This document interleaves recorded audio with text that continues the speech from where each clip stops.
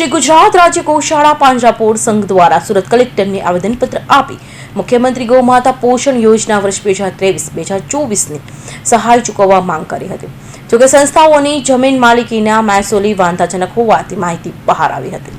सूरत कलेक्टरे पहुंचेला श्री गुजरात राज्य गौशाला પાંજરાપોળ संघ द्वारा अपायेला आवेदनपत्रमां जणाव्युं हतुं के वर्ष 2023-2024 माटे गौमाता पोषण योजना माटे सहाय सूरत जिल्लाओनी घणी संस्थाओनी अत्यार सुधी चूकवाई नथी, जेनी जे अंगे तपास कराता जाणवा मळ्युं हतुं के संस्थाओनी जमीन मालिकीनी महसूली वांधाजनक होय। सूरत जिल्लानी घणी संस्थाओनी जमीन मालिकी अंगेना कारणोसर वर्ष 2023-2024 गौमाता पोषण योजना माटे सहाय मળી નથી, જેથી તાત્કાલિક આ સહાય ચૂકવવામાં આવે તેવી માંગ કરાઈ છે। મારું નામ જય પટેલ છે।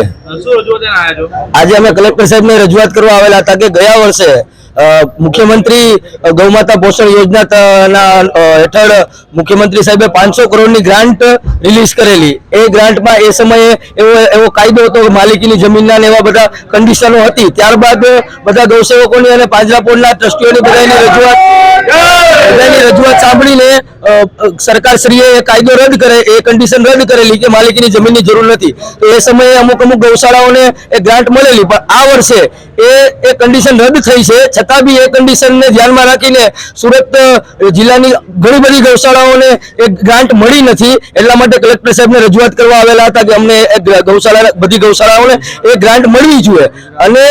અને માંગ અમારી આ ખોટી નથી, કારણ કે આ હિન્દુત્વવાદી સરકાર છે। ગૌમાતાની વાત કરીને સરકાર બનેલી છે। ગૌમાતાને કપથી બચાવશું, ગૌમાતાની સેવા થશે, બરોબર છે। અને ઘણી બધી ગૌમાતા માટે સારી યોજનાઓ આવશે, એ વાત કરીને આ સરકાર બનેલી છે। તો સરકાર પાસે ગૌમાતા માટે આશા ન રાખે તો બીજા કોની પાસે રાખે? અને જો અમારી આ માંગ પૂરી નહીં થાય તો ગયા વર્ષે બનાસકાંઠા કચ્છ જિલ્લામાં બધી ગૌશાળાવાળાઓ ગાયો છોડીને કલેક્ટર કચેરીનો ઘેરાવો કરેલો। એવી રીતે સુરત જિલ્લો તમામ ગાયો કમસે કમ બધી ગૌશાળાઓ થઈને 20 થી 30 હજાર ગાયો છે, એ 20 થી 30 હજાર ગાયોને છૂટી મૂકીને બધી કલેક્ટર કચેરી તરફ રવાના થશે અને મોટી સંખ્યામાં પબ્લિક કલેક્ટર કચેરી તરફ રવાના થશે।